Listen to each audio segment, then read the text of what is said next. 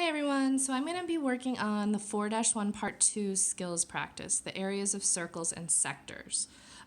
This is a lesson that I am going to go through a little bit more when hopefully we get back together, because usually we do this lesson after we've kind of done volume and surface area, and it will kind of make a little bit more sense. So that's why I'm only having you work on the skills practice, and you don't have to do the practice that I'm looking for you to hand in.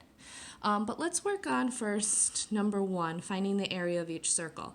So we recall from our notes that we can use our formula, area equals pi r squared. So we just look at this circle here, we identify that the 7 is for the radius because it's going from the outside of the circle to the 7, and we'll just plug into our formula. So area equals 3.14 times 7 squared. Making sure that when we calculate this, we need to do the 7 squared first and then multiply it by our 3.14. So 7 squared is 49, and then we will multiply that by 3.14.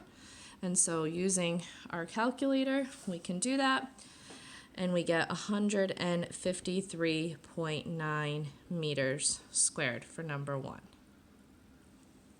Number 2 here, the trick is just going to be to make sure that we identify that the 18 is referring to the diameter because it's going from one side of the circle to the other through the center.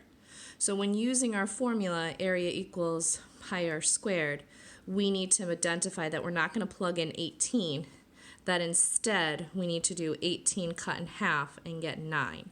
So our radius will be 9 inches. So using that in our formula, we'll have pi times 9 squared. So we'll have area equals 81 times pi, area equals 254.3 inches squared. Number 3, I think you should be all set on. The answer becomes 346.2 meters squared, just using that same formula and identifying that 10.5 is the radius. Number 4, the area of a circle is 132.7 square centimeters. We need to find the diameter. So they've already found the area for us, so we just need to work backwards. We know that 132.7 is equal to pi r squared. So using this, we're going to divide both sides by pi. So we can do 132.7 and divide that by 3.14. And so we will get 42.26 equals r squared. And then we just need to take that answer and square root that.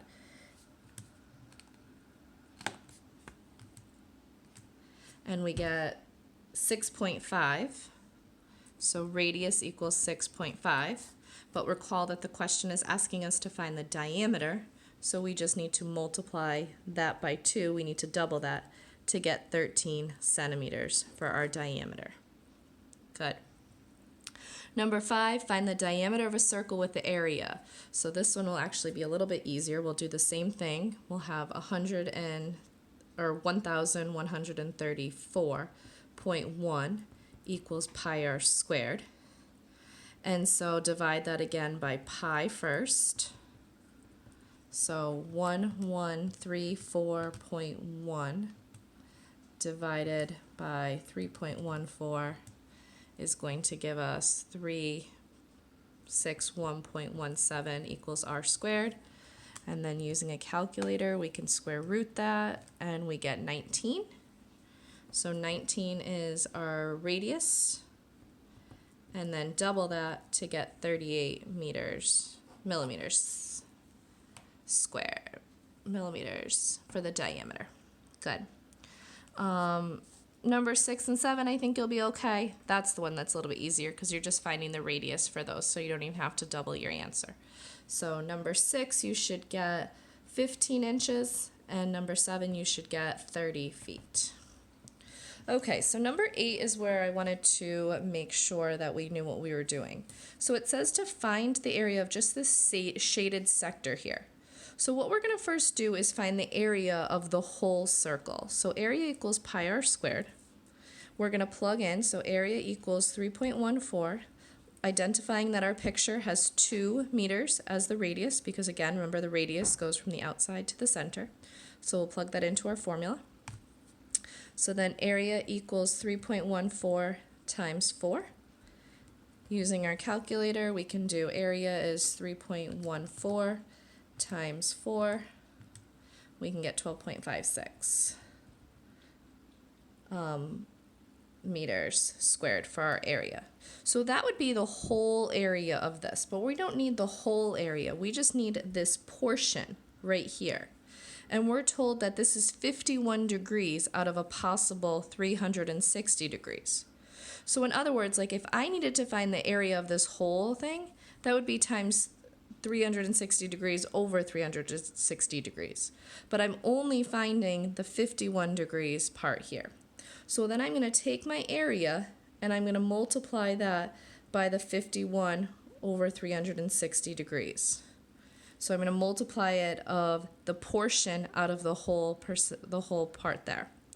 So I'm going to do 12.56 times 51 over 360. So 12.56 times 51 divided by 360. So make sure if you're not using a graphing calculator to do the 51 divided by 360 first, and then multiply that by the 12.56. And so then when you do that, you should get that the area is 1.77. It says to round to the nearest tenth. So 1 decimal. So we'll write 1.8 meters squared.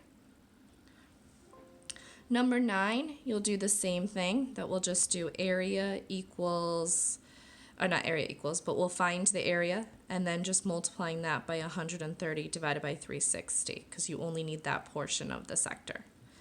And then number 10, do the area times 243 out of 360. Number 11 is the last one that we will work on. Number 11 is asking, it says, Jason wants to make a spinner for his new board game he invented. The spinner is a circle divided into 8 congruent pieces, meaning that each of these pieces is the same. What is the area of each piece to the nearest tenth? So if we have 8 congruent pieces, and we have this here, we know that we can find the area of the whole thing, so the area of the whole spinner will just be area equals pi r squared. So looking at our figure here, 16 is the diameter, so we'll use 8 for the radius because we're just going to do half of that. So area will equal 64 times pi. Area of the whole thing will be 200.96 centimeters squared. But we don't want the area of the whole spinner, we just need each individual piece. So since there's 8 of them, we'll divide that by 8. So 200.96 divided by 8, and that gives us 25.1 centimeters squared because we're rounding to the nearest tenth there. So that's our 4-1 Part 2 skills practice. So I didn't give you this formula here, so hopefully that makes more sense. Email me or post on Teams if you're having any trouble with 8, 9, and 10. Thanks so much.